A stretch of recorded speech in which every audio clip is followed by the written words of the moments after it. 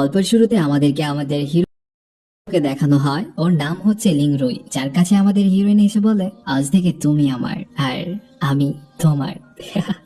ওরা বিয়ে করে নেয়। সিন চেঞ্জ হয়, আমাদের হিরোইনকে দেখানো হয় সুন্দরীর নাম হচ্ছে লুফ্যাং। ওর বাবা হচ্ছে অনেক বড় একটি কোম্পানির মালিক, যার আদরের মেয়ে লুফ্যাং হচ্ছে ওই কোম্পানির সিইও। কোম্পানির কেউ ওকে একদমই পছন্দ করে না, কারণ ও সবাইকে অল্প কিছু ভুলের জন্য এই কোম্পানি থেকে বের করে দেয় এবং সবার সাথে একটু রুড বিহেভ করে। সবাই ওর সামনে খুব ভালো বিহেভিয়ার করে, কিন্তু ওর পিছনে কেউ ওকে দেখতে পারে না। এখানে আমাদের হিরোইন নিজের একটি প্রজেক্ট লঞ্চ করতে চলেছে, যার জন্য ও সবার কাছ থেকে পারমিশন নিতে এসেছিল।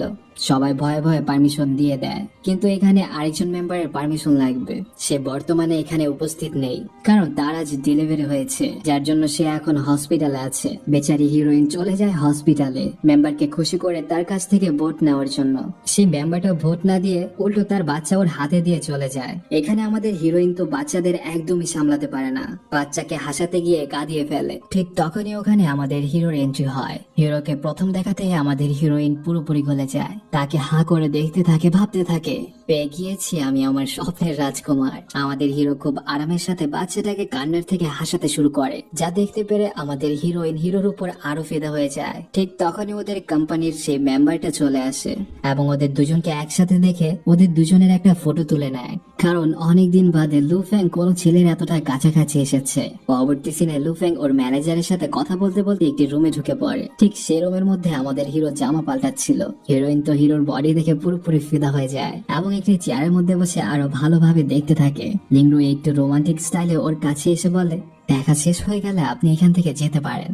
লুফ্যাং বলে হোয়াটসঅ্যাপ, ফেসবুক, টুইটার যেটাই দেন না কেন আমি ওইটাতেই হ্যাপি। আমাদের হিরো বলে আমি আপনাকে কোনোটাই দিতে চাই না, প্লিজ দয়া করে এখান থেকে চলে যান। ঠিক তখনই কারো আসার শব্দ পেয়ে লিংরুই লুফ্যাংকে নিয়ে ভিতরে চলে যায় এবং পর্দা দিয়ে নিজেদেরকে কভার করে নেয়। লিংরুইয়ের বন্ধু এসে ওকে জিজ্ঞেস করে তুমি কি ভিতরে আছো? লিংরুই বলে আরে হ্যাঁ, আমি আমার ড্রেস চেঞ্জ করছি, তুমি এখান থেকে চলে যাও। ওর বন্ধু অনেকটা দুষ্ট ছিল। ওর বন্ধু বলে আচ্ছা ঠিক আছে, আমি এখান থেকে চলে যাচ্ছি। কিন্তু কিছুক্ষণ পরে ওর বন্ধু হুট করে সেখানের পর্দাটা সরিয়ে ফেলে এবং ওদের দুজনকে একসাথে এই অবস্থায় দেখতে পেলে অনেকটা লজ্জিত হয়। ও বলতে থাকে সরি সরি, আমি চলে যাচ্ছি, আমি এখান থেকে চলে যাচ্ছি, তুমি যদি চাও আমি বাইরে গার্ড দিতে পারি। লিংরুই বলে শালা ভাগ এখান থেকে, তোকে কে বলছে ভিতরে আসতে? ওর বন্ধু ওখান থেকে চলে গেলে লুফ্যাং একটু মুচকে এসে বাহিরে আসে আর যাওয়ার সময় বলে ডক্টর লিংরুই আপনাকে আমি বুকিং দিয়ে গেলাম, আর চোখ মেরে সেখান থেকে চলে যায়। সারা আমাদের হিরো পুরোপুরি অবাক। ও ভাবছিল শালার মেয়ে নাকি অন্য কিছু, এগুলো কি করে গেল।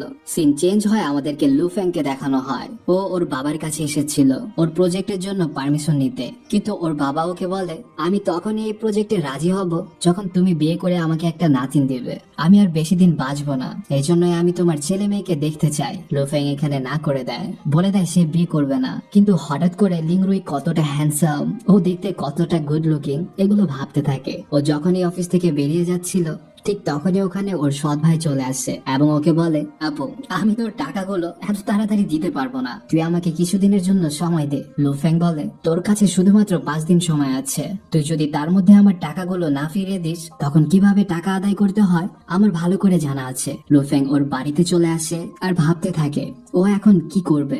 যে কোনো মূল্যে ওর এই প্রজেক্টটি লঞ্চ করতে হবে, কারণ এটা ওর বড় বোনের স্বপ্ন ছিল, আর ও যে কোনো মূল্যে এই প্রজেক্টটা লঞ্চ করে ওর বড় বোনের স্বপ্নটা পূরণ করতে চায়। ও ডিসাইড করে নেয় ও বিয়ে করবে। ও ভাবতে থাকে ও কিভাবে বাচ্চা কোলে নিবে এবং কিভাবে ওর বাচ্চাকে আদর করবে। ওর সেক্রেটারিকে বলে ওর জন্য ছেলে দেখতে। ওর সেক্রেটারি ওর জন্য নানান ধরনের ছেলে দেখতে থাকে, কিন্তু আমাদের হিরোইন তো একটা ছেলেকেও পছন্দ করে না, ওর কাছে কাউকেই ভালো লাগে না। কিন্তু ওর সেক্রেটারি ওকে লাগাতার ছেলে দেখিয়ে যাচ্ছিল, যার জন্য ও অনেকটা রেগে যায় এবং ওর সেক্রেটারিকে টপকে দেয়। ওর সেক্রেটারি তো বেচারা অনেকটা অবাক হয়ে যায় যে কি হলো এটা। ঠিক তখনই ওখানে পিঙ্ক নামে একটি মেয়ে চলে আসে। ও অনেক বড় একটি সেলিব্রিটি ছিল, ও লাইভ করছিল।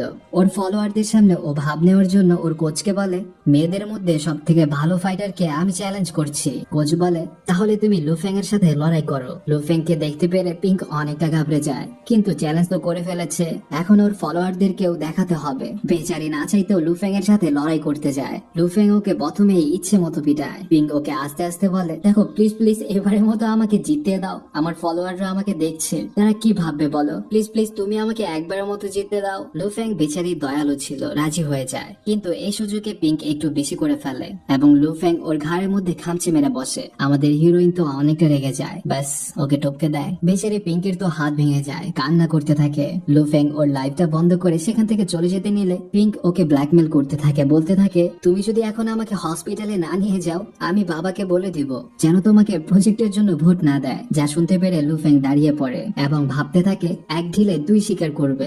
একদিক দিয়ে লিংরুই ওর ক্রাশের সাথে দেখা করতে পারবে, আরেক দিক থেকে ও ভোট পেয়ে যাবে। এভরিবডি ওরা দুজন বান্ধবী ছিল, ঠিক আছে, ওরা দুজন একজন একজনকে একটু দেখতে পারে না, অলওয়েজ ওদের মাঝে ঝগড়া লেগে থাকে। লুফেং পিঙ্কে নিয়ে হসপিটালে চলে আসে। এখানে পিং এর ট্রিটমেন্ট হচ্ছিল। পিং এখানে একটি ডক্টরের সাথে বাজে বিহেভিয়ার করছিল, যা দেখতে পেরে লিংরুই এসে বলে, আপনি একটা ডক্টরের সাথে কিভাবে এমন ভাবে কথা বলতে পারেন, আপনি ওনাকে সরি বলুন। পিঙ্ক লিংরুইকে দেখে পুরোপুরি ফিদা হয়ে যায়, যার জন্য ডক্টরকে সরি বলে দেয়।